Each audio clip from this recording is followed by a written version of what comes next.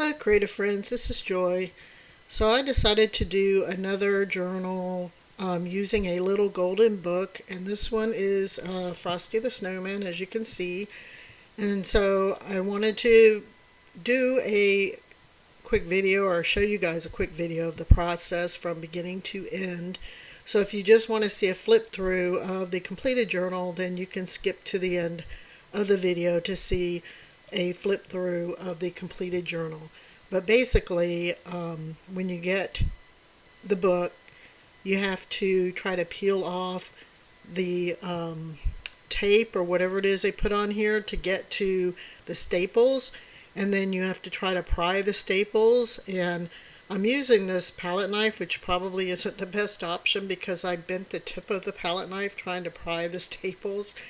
And this one here is definitely a newer little golden book. Some of the older ones that tape or whatever you want to call it on the spine will, comes off more easily than the newer ones. They really glue it on there tight. But in any case,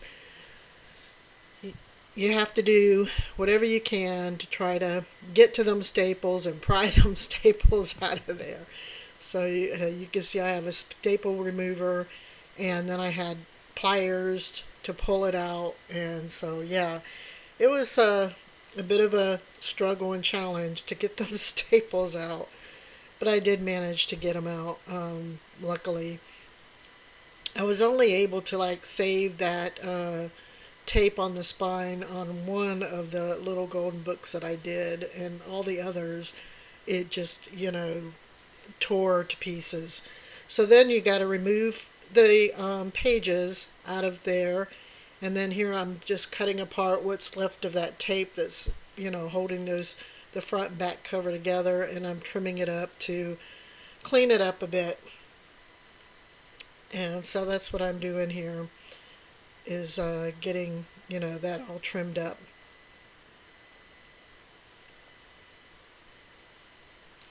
So then the next thing is to get a piece of chipboard and cut it to size for your spine. And so the book is 8 inches tall, and I decided to go with a 2.5-inch spine, which is what I've been using on all of the golden books I've been making here lately. I'm pretty much, doing the same thing and using the same template for punching the holes and all of that stuff. But it seems like that each time I make one, I do a little bit differently the way I put the covers together.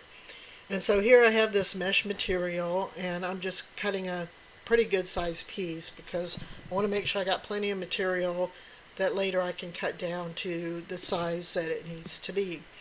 And I decided to go with this material for the spine, even though it's kind of more of a spring pattern. It's flowers and stuff, and I'm working on a book that's winter and snow, because this has the colors that I want as far as the pinks and the yellows and the blues. And I end up muting that down towards the end. You'll see how I kind of transform that to a more wintry spine than a spring spine. And so I'm using here just some Fabri-Tac glue, and I'm gluing that piece of chipboard, and I'm putting it down on the mesh material, which then I realized is 2 layers, which is great because I need a second piece. And so I just cut off the other half of that, and then I do some more Fabri-Tac glue on top of that. And the reason why I put the mesh material down, because I want the material may be strong enough for a spine to, hold the book together, but I just kind of like that extra added security of having double material, because the material itself is a little thin. And so then I laid that material on top, and I'm doing the other side. I'm gluing up the spine, and I previously would spread it around with my fingers, but then I would end up with glue all over my fingers. And so I decided to use a piece of this chipboard to spread it. I put on the mesh, I put more glue on top of that. So I basically just repeat what I did on the other side. And then I lay my piece of material on top of that. And so I kind of made myself a little sandwich here, and you'll see why in just a minute when I go to add the front and the back covers. And so if you want to see different ways of binding these books, go back and watch the previous video because like I said, every single one of them, this is my fourth one, and every single one of them I've done it differently. So I'm trying to figure out how much do I want this material to go over the front and the back of my cover. And I mark on the material where I want to cut it down to so that when I glue it to the front and back cover, then it only covers, a certain amount.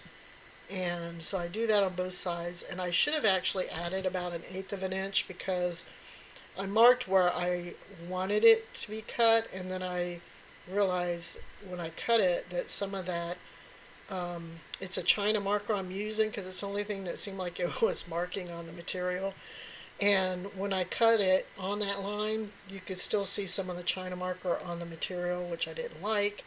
But again, I end up kind of muting this down anyway. So once I got my marks on there of how far I wanted the material to go over the front and back cover, I used some pinking shears and just cut the excess off.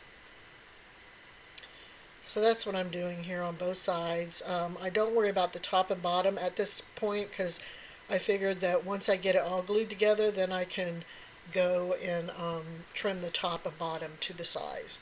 So then I open up the material and I stick my front cover in there to see how that's going to glue on there and make sure that it's where I want it to be. Make sure I don't need to cut more off of it. And then I use the Fabri-Tac glue again, and I glue down and spread that with the piece of chipboard and glue down the mesh material and the regular material. Now the mesh material is a little thin, and so some of the glue was able to seep through to the material, and you can see on the spine on the inside where the Fabri-Tac glue seeped through the material. So I put that on the inside because that on this side you can see it a little bit, but on the other side you can really see it. So I'm gluing both sides down, and I make sure that both materials are glued down. And when I pull up the second piece, I can see where some of it's not glued down as nicely as I would have liked it to be. So anyway, I'm just double checking that everything is glued down nicely and that I can bend it and that it's not too tight against that piece of chipboard that's inside there. You got to make sure you got to leave enough room to be able to bend it. You don't want it too tight against that. And then I take the back cover and I do the same thing. I just use my Fabri-Tac glue on there. I spread the glue around because you don't want it too thick because it's going to seep through. And you can see right there on the inside of there, the material had a lot of glue seepage through, and I put that on the inside because I know that's going to be covered up with the pages that I end up, sewing into this journal. And then I glue the inside, the other side, spread it around.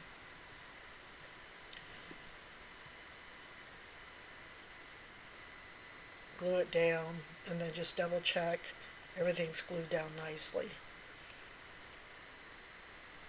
And that both, the front and the back covers bend, and that there's enough, for it to bend. And then I use the pinking shears to cut off the excess from the top and the bottom. And that's, how I put the cover together for this book. And apologize for being off camera there a little bit. So then here I need to decide what I want to include on the inside of this journal for my pages. I'm obviously going to use the pages from the book, and there's 6 of them. There's 2 signatures of 3 pages each, and I have to decide how many pages I want per signature, and I'm going to do 4 signatures in my book, and each signature is going to have 10 pages. So what I did with the other little golden books, and I'll do the same here, is I'm going to put 3 of the pages from the book in the first signature and 3 of the pages, the other 3 pages of the book in the third signature. So since I'm going to have 10 pages for each, I only need to get 7 more pages for the first and the third, and then I need 10 for the second and the last one, the fourth one. So here I'm going through and these different papers that I have, I like to use different papers. I'm pulling out like 4 of each. So that way I can put 1 in each signature. And then I'm going through these Christmas paper packs that I have and deciding which papers that I want to also use in the journal, because I want to include some pattern papers in this journal as well. And so that's what I'm doing here. I'm just going to go through and decide how many pages of pattern papers that I want to add in the journal, and which ones I want to add. And some of these that I initially picked, like that poinsettia one, and there was some cut aparts I also took out so I could cut and use those in the pockets of the journal. But the poinsettia one I wasn't able to use because I realized when I went to trim these down, because these are 12 by 12 and my pages are 8 inches high, so I had to cut these down to 8 inches tall. And with the poinsettias, I noticed there was some water damage. This is a paper pack that I actually got from a yard sale. And I thought it was new because it still was taped shut on the sides. But once I started, pulling the papers out and looking at it, it looked like it had gotten some water damage on some of these papers.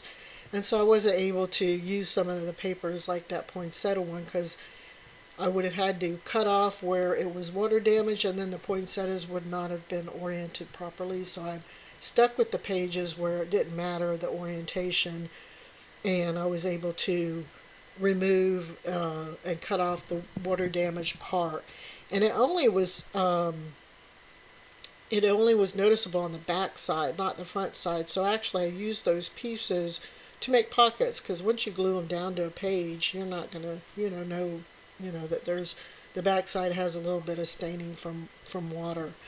And as far as the 8.5 by 11 pieces of paper, I had to cut a 1/2 inch off each of those to make them the height of the journal, which is 8 inches. And then I go through all of my papers and I fold them in half, and I start making my stacks of 4 signatures. And I mix and match the papers into the 4 signatures, keeping in mind that 3 of the pages from the book is going to go in the first signature and the other 3 is going to go in the third signature. And so I'm making sure that I have 7 in the first stack, 10 in the next, 7 in the next, and 10 in the last. So that way when I'm put it all together, that I'm going to have 10 pages per signature. And so again, I'm just folding and stacking at this point. And then I go through and I figure out how, in what order I want the papers. So I did that off camera, and that's kind of up to your personal preference. And so here I have this template that I created for doing these little golden books, and I'm clamping it down and I'm making sure that I have it on here straight, and I have it the right way. I have it labeled what's the top and what's the bottom, because you want to make sure that whatever holes you punch in the spine coordinate with the holes that you punch in the signatures. And typically when I make a template like this, I will go 1 inch from the top, 1 inch from the bottom, and then fold it in half, and then you have the middle holes. And then I try to divide the width of it into the number of signatures that I'm planning to put in the journal, and in this case 4 signatures. So that's how I created this template. And again, this is the 4th one that I've made from a little golden book, and they're all the same. So I've just been able to reuse this template over and over again. So I fold it in half down one row of holes, And then I get my signatures that I've already, put together, and I paper clip them and make sure that they're tight, and I add the template in there, making sure that it's oriented the right way and the top is at the top and the bottom's at the bottom. And then I punch my holes in my signatures. And this piece of foam that I've got laying underneath here is just some packaging, something that came in some packaging. I've had it for years, and it's handy to keep around for this type of thing so that you're not poking everything when you're poking the holes. And so then to bind this, I just take my thread, and this is just some waxed linen thread that I bought, and I go 2.5 times the height of the journal, and that's the length of my thread, and I need 4 of those. So once I measured out the first one, I'm able to quickly, make 3 more the same length. I grab one of the pieces of thread and I put it on my needle, and I grab a signature, and I start from the last signature because it's just easier for me to start with the last one. I go through the middle hole, and then from the inside out, leaving a little tail, I go up to the top hole, I go down through the bottom hole, and then back up through the middle hole. And when I come back up through the middle hole, I make sure that the strings, one is on one side and one is on the other of the string that goes from top to bottom, and then I tie a knot and snip it off, and then remove the paper clips. So again, I grab the second one, the second signature, and I go through the middle, leaving a little bit of a tail, go through the top, then go from top to bottom, and then back up through the middle. Make sure that I'm on, either side of that string that runs from top to bottom, and then I tie a knot. I also like to go back and I just continue that until I got them all tied, sewed in. I also like to go back and add just a little touch of glue here. Yeah, I did record that. I like to add a little touch of glue to each of those knots just to make sure they don't come undone. I mean, with wax linen, you shouldn't have to worry about it, but I don't know. I just feel safe knowing that that little touch of glue is going to keep it from coming undone. So here is the basic journal put together, and now I'm going to go through and start adding pockets and tags and all the stuff, to fill up the journal. So I take the pieces of pattern paper that were offcuts, and I cut it down to 2.5 inch tall, because that's how tall I want my pockets, and then I cut them in half. So these are going to be pockets in the journal, and so I decide which pattern papers that I want to make into pockets. And so I want to do 2 pockets per signature, which means I need 8 pockets. So I grabbed 4 of these offcuts, and I'm cutting them down to make enough pockets to go in the journal. So I need, let's see what I need, 2, 4, 6, 8, yes, 8 pockets. And then I take the rest of the offcuts and I cut them in half, and then I cut off the corners, and then I punch a hole in the top, and I turn them into tags. And so I've got some big ones that I'm doing, and I want to do a big tag per pocket, so I need 8 big tags. So I grab 4 more, and I'm cutting them in half, and then I will cut the corners like you saw me do, and then punch the holes. And then I take, I wanted to do some smaller tags, so then I take the offcuts and then I cut every 3 inches. So that way I have a bunch of smaller tags that I'm also going to include in the pockets. And I do the same with them. I cut the corners off. I cut one off, use that as a template for the other, and then I use that, and I punch a hole, and then I use that to cut the corners on all the others. And I was doing like putting 2 together and doing 2 at a time, so that made it easier. And here I have them all cut and punched, and there goes my clock. Right on schedule. Anyway, if you've been listening or watching my videos for any amount of time, yeah, that always seems to happen. Anyway, so I go through all of my tags and I take my ribbons that I have, and I decide to add ribbon to each of these tags, to all of the big tags and all of the little tags, so that I, don't bore you to death. I just kind of try to show you what I'm doing, and then do the bulk of it off camera. So here they're all put together with their little ribbons. I have all my pockets, and so I grab my Fabri-Tac and I'm going through and deciding where I want to put the pockets. And I realize that I need to cut them down just a little bit, because if I glue them down like they were going to be a little tight on the page. And I want a little bit more kind of room so that they're not so tight on the page. So I do kind of take off like a little eighth of an inch off the width of each one. And here's where I grab my cutter again, and I'm just doing two at a time, taking a little bit, an eighth of an inch off each one, just so that they're not so tight. So basically I want to do two per signature, and I got four signatures, so I'm, putting one in the front half of the signature and one in the back half of the signature to try to evenly distribute the pockets. So once I get them all glued in, and I've got my tags ready, and I've got them decorated, and I've got these cut aparts cut out, then I go through and fill the journal with a big tag, a little tag, and a cut apart.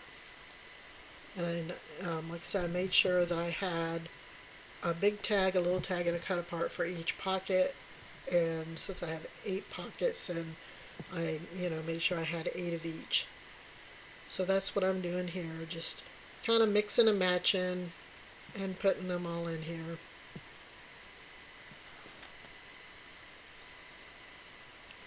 And I was debating on whether to add another kind of a pocket and a tuck, but I don't know. I decided that this was good. Yeah, I thought this would be good enough. And I try to make sure that the tags that I put in, are different from the pocket and the background. So that way I kind of got a little bit of a mix and match of patterns, and it looked like it was going to be too matchy, so I found one that I could swap out.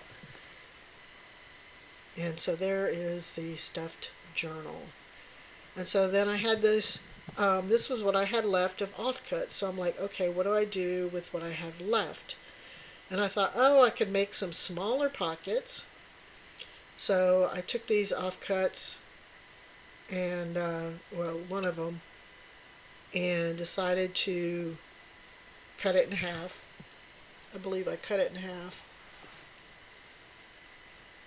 and then cut it down to 2.5 inches. That's the size of the pocket, so there's 2 of them. And then I took these other 2, and I'm like, I could fold them in half and make like little folios and round the edges. But then I realized these were kind of wide, so I did cut off a little bit off of them, because I didn't want them quite that wide. So I did cut off a little bit, and then I rounded the corners.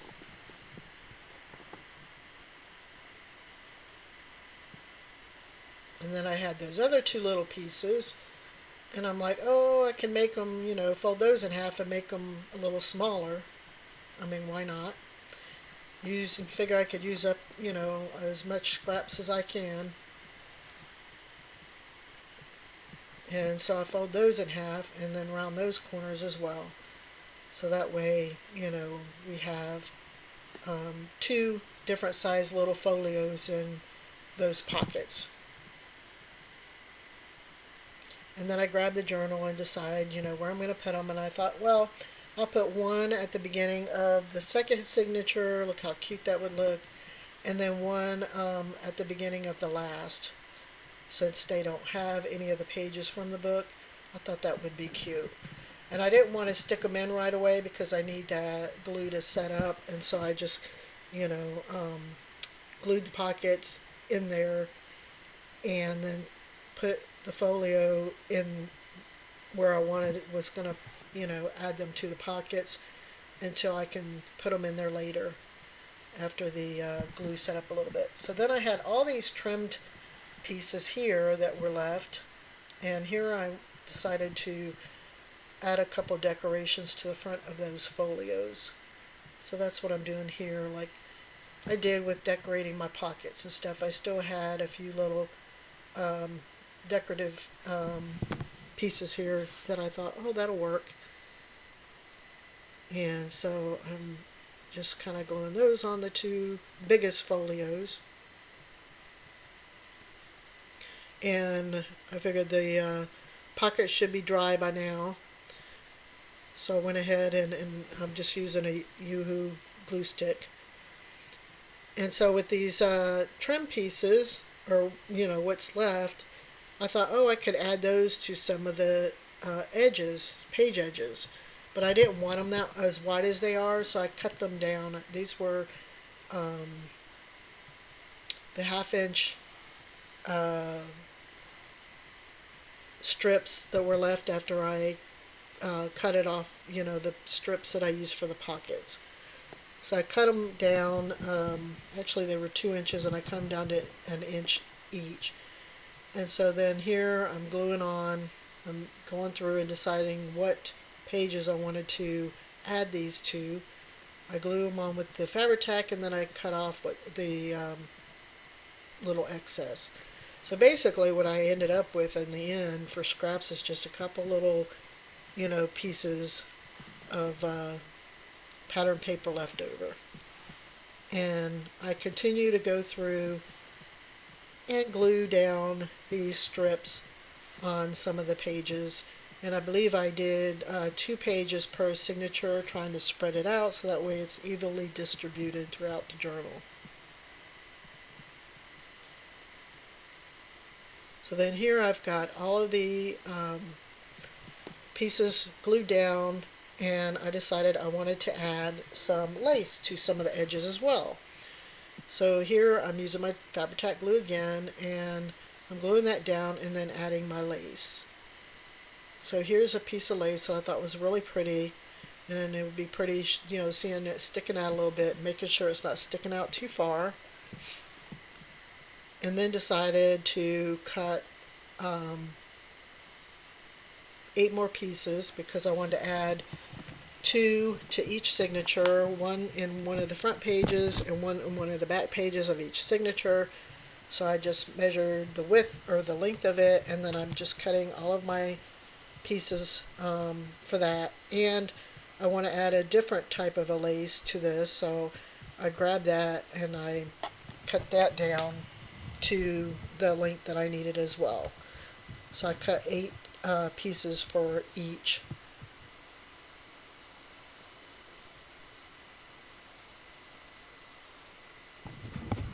And here I'm cutting 4 more of the bigger ones. The bigger ones are the only ones that you'll really see sticking out, but that's fine. But I wanted to, add a different kind of, a different kind of lace on some of the other pages. So that's why I decided to cut those other laces down. And so that was easy. Once I had them all cut, go through, decide what pages I wanted to glue them to, add a little bit of Fabri-Tac glue, and then glue them to the page. And they are sticking out a little bit, but not quite as much as the bigger pieces of lace. And then if there was any excess, because I'd rather have them a little bit wider than shorter, then I just trimmed it.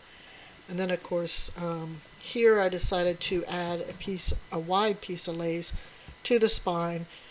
I thought it would, for one, kind of mute down the pattern on here that's kind of springy, but you'd still be able to see the colors and cover up, the sewing and all of that, and any of the grease pen markings that you could still see on the edges this just solved all kinds of problems for me. So I glued down the one front edge and then proceeded to add glue to glue down the rest of it. So yeah, I glued down the front edge, then I put a little bit of glue, pressed it down a little bit more, and then as I worked across, and then once I got it all glued down, I made sure that it wasn't too tight, and that I could still bend the front and the back, and that the corners were glued down good, because I noticed the corners needed to be glued down better. And then I took my pinking shears again and cut off the excess of the lace.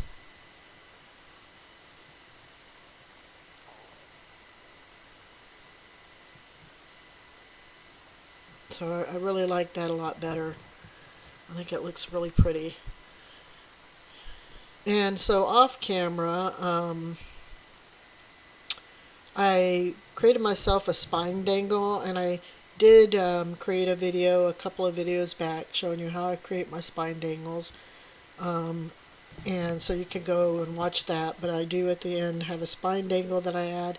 And here I'm just showing you some stickers and some wallpaper and some other embellishments that I had to go through and embellish the pages and the pockets.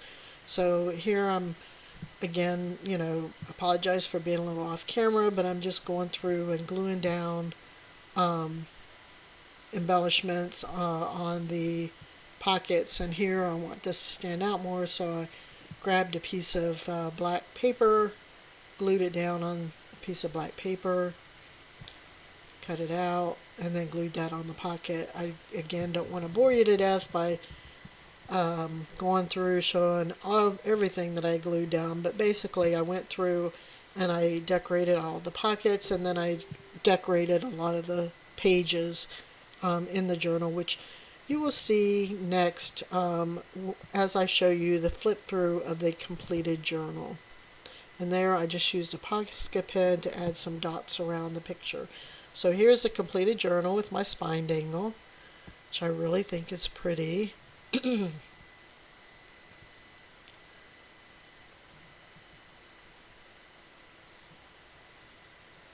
you can see the lace, how pretty the lace is. And then first couple pages is from the book, and then of course it goes into the papers that I added, and you can see all the stickers and embellishments that I added. And there's more pages from the book,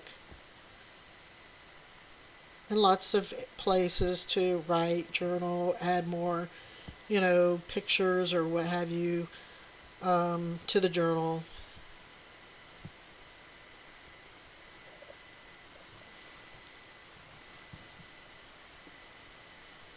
And I really like the way this turned out. It turned out so cute. And there's the one pocket with the two folios.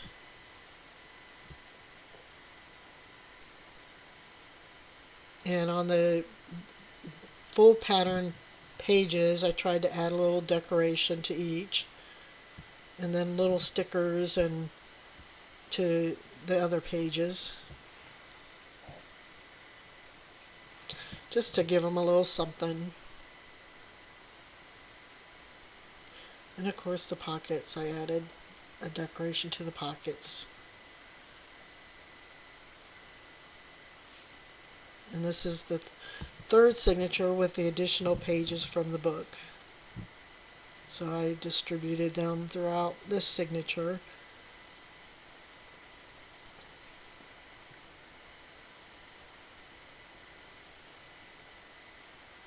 And I can always go back and add more later, do more to this, which I probably will.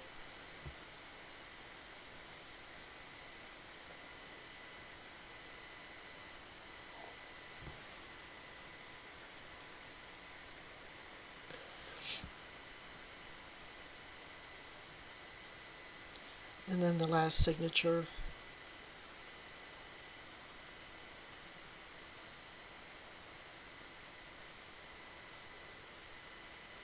So yeah, that's pretty much the completed Frosty journal that I made. I hope you like this video. If you do, you can give me a thumbs up. You can also subscribe to see more. Actually, one of my next videos is going to be of a complete junk journal. A friend of mine gave me all kinds of different papers and what you'd consider junk. And so I decided to make her a junk journal and make myself a junk journal out of the paper she gave me and a mailing envelope and other packaging. And so that'll be fun to show you guys. So there you go.